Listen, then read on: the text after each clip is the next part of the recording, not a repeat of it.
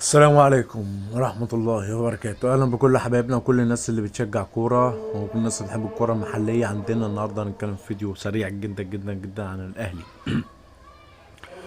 الأهلي أزمته مش في المدرب يا جماعة، الأهلي أزمته مش في المدرب، الأهلي أزمته في اللعيبة، لأن اللعيبة مش مصدقة نفسها إنها تقدر تعمل.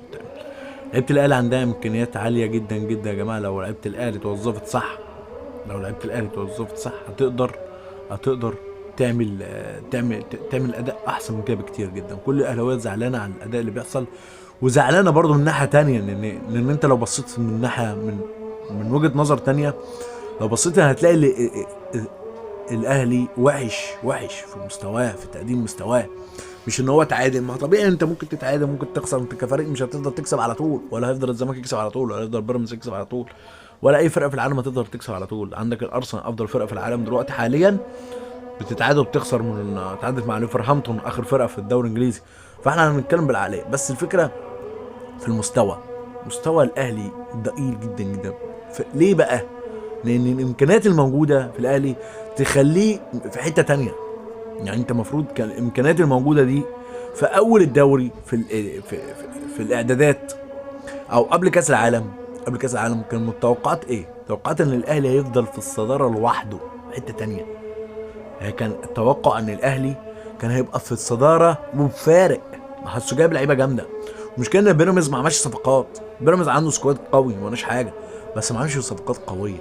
ايفرتون سيلفا مش لعيب مميز، بالعكس. اتنين برازيليين جم من الدوري المصري، واحد اسمه بيزيرا واحد اسمه ايفرتون. بيزيرا نفع مع الزمالك، قدر ي...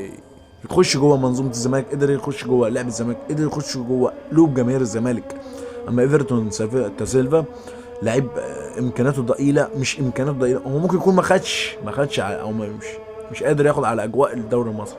لكن عندك بيزيرا عامل شغل عالي جدا جدا مع الزمالك. فالاهلي يجب يجب اداره الاهلي ما تتسرعش وتمشي يسترب، ولازم يسترب يعيد حساباته، واللجنه او اللجنه الفنيه اللي في جوه النادي الاهلي تقعد مع يسترب وتقول له ايه مشاكلك. انت عندك لعيبه مميزه جدا، احسن لعيبه في مصر. ايه المشاكل اللي بتواجهك؟ ايه المشاكل اللي ما تخلكش تكسب؟ ده اللي المفروض لازم اداره الاهلي تعمل اجتماع مع مدرب الاهلي يسترب، ويقولوا له ايه مشكلتك، ايه اللي خلى اللعيبه كده ليه، وهل الاهلي محتاج فعلا اخصائي نفسي؟ كل ده هنعرفه في الايام الجايه. متنساش اللايك والاشتراك في قناه كلام في الكوره. عايزين نوصل قبل رمضان ل 1000 مشترك يا اخواتي. كل حبايبنا اللي بيتفرج على الفيديو دلوقتي لايك واشتراك. السلام عليكم ورحمه الله وبركاته.